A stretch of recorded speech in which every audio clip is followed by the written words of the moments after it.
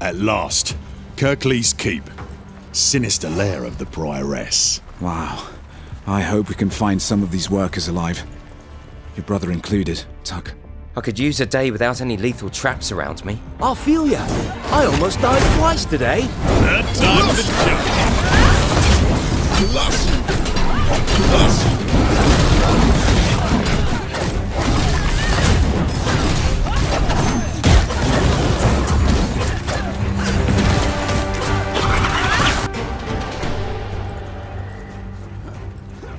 That scream? I've heard people suffer all my life. This is something else. This prison was designed to hold hundreds of people. And yet, most of the cages are empty.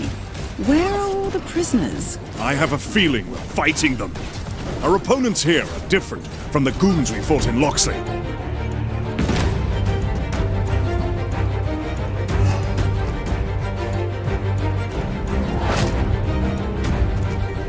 Aren't you allergic to pollen, brother? I remember the sneezing and the gallons of snot. I almost said bless you. And you would have lied. Big time.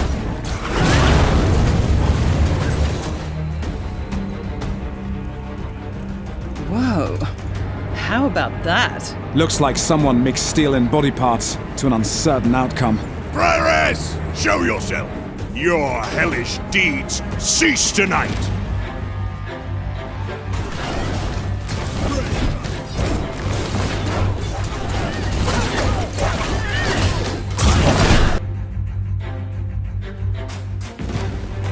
You lucky worms! You're about to witness the rebirth of my child, born from flesh and steel, drenched in so much blood. But we want more! We want yours! Make your mother proud, Red Roger of Nottingham!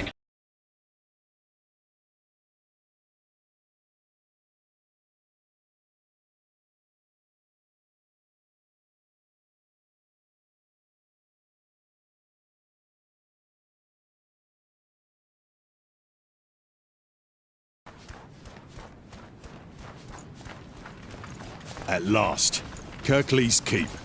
Sinister lair of the Prioress. Wow. I hope we can find some of these workers alive. Your brother included, Tuck. Oh, right. This is the Prioress of Kirklees Castle, actually. It's a level that takes place around the middle of the game, where the characters are already powered up, so they don't have their full moveset yet, but as you progress into the game, you develop more moves.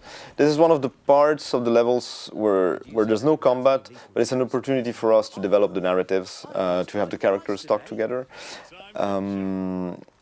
before actually going in and start the fight.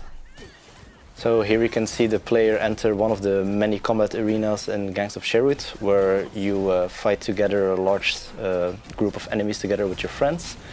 We try to make our combat as dynamic and fluid as possible, and we also want to make sure that every character feels unique, like Robin, who you're currently seeing air comboing an enemy. Is our archer, so he has a lot of different arrow types that he can use to combo the enemy from afar. Yeah, and he has those floating arrows. Yeah, those are called star arrows, and you might have noticed earlier before that if you shoot your shining arrow, that's the yellow arrow, that travels very fast, it would launch all these star arrows towards the enemy. Oh, yeah.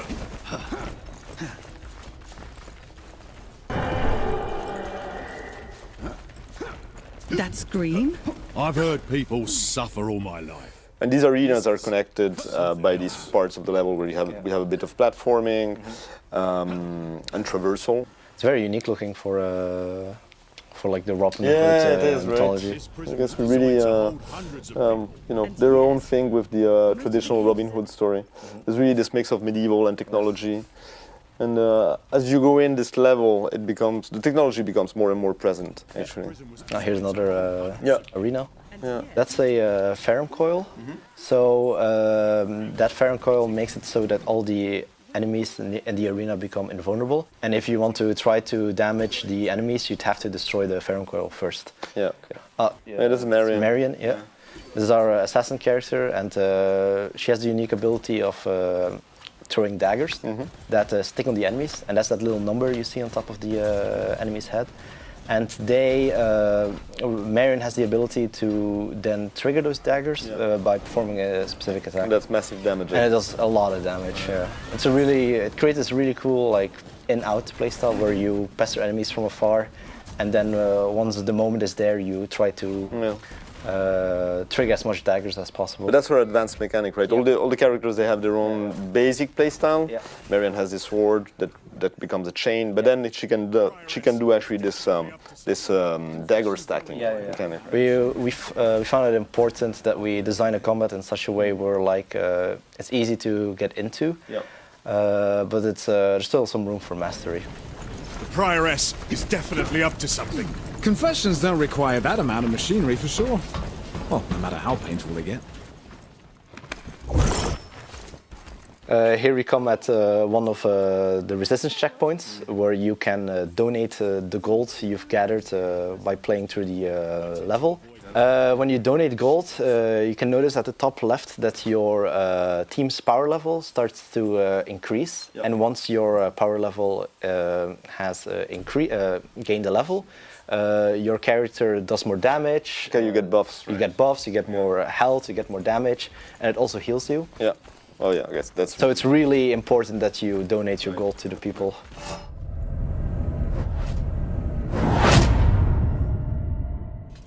Aren't you allergic to Yeah. pollen, brother? Sheriff of Nottingham. Yeah, one of the brothers of Maid. The many brothers. Yeah, many brothers of Maid Marion. Yeah, and and actually there's the same Ferrum Coil mechanic that we saw earlier. Yeah. But there's no static antenna here. Yeah, it's slightly remixed. It's now an enemy itself is carrying it around. Yeah.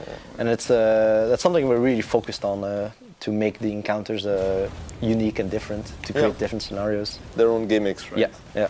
And so essentially, the guy carries around this tower that makes everyone invulnerable, and he becomes your priority target because before killing him, you cannot kill anyone else. Yeah, exactly. These are some of the what we call elite enemies. They're called dragoons, and they are way more powerful. So this is like the first time in the game you would actually like see them. Man, Tuck is really powerful. Yeah. You see Little John performing one of his abilities, the heat beam, which was this big energy beam you saw. And the whole point of Tuck is that he can charge his attack to make them really strong and to have unique properties. We really wanted to make him feel like a powerhouse, but it was the concept or the idea of we're trading speed and agility for just raw, pure power. And it's interesting how different it is from Marion, that can stack daggers on enemies before unleashing them. You also have like Little John. Little John, you need to time his punches right to build up heat, to unleash like this, very powerful attacks. Robin has these, what we call the star arrows, that are suspended arrows that you can then home on the enemies. So they're really played like in very different ways. But those are some more the advanced mechanics of the characters. Yeah. I'm looking forward to talk more about like how you can customize them to really make it, Yeah, we have a really cool system for making so that your character feels different and unique. Yeah, like player expression is something that. It's something we really try to focus on. I'm really happy with how it went there. And I also like a lot the environment a lot, how different it is from the catacombs we saw earlier.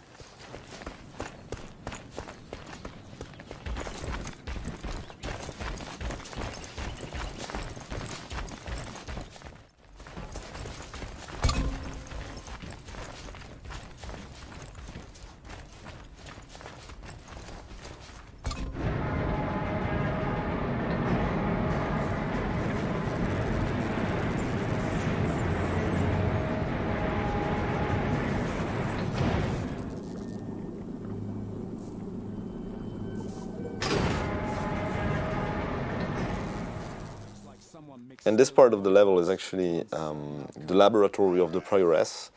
She's a kind of like mad scientist that starts to build an army. Will not like tell everything about the story, but you can see here like just her laboratory, Yeah. and in these tanks all around, there's probably like corpses floating. As you can see, the enemies here are the Gatling enemies, who are kind of more advanced enemies. And they have a shield, right? They have a shield and they have this automatic crossbow Gatling that can pester the enemies from afar. And the big guy over there that's shooting fireballs around and has the big shield is what we call the shield puncher. He's more of an elite enemy. He has this unbreakable shield in front of him. Yeah. So fighting him from the front is kind of pointless. So you need to hit him. So from you the need back, to right? hit him in the back, yeah, like as you can see here. It really creates like a different like dynamic on like how the players advance the enemies. Oh.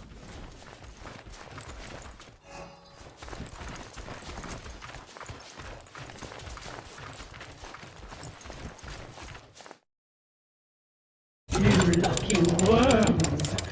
You're about to witness the rebirth of my child, born from flesh and steel, drenched in so much blood.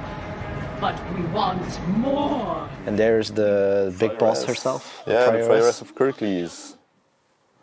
And her minion, Red Roger.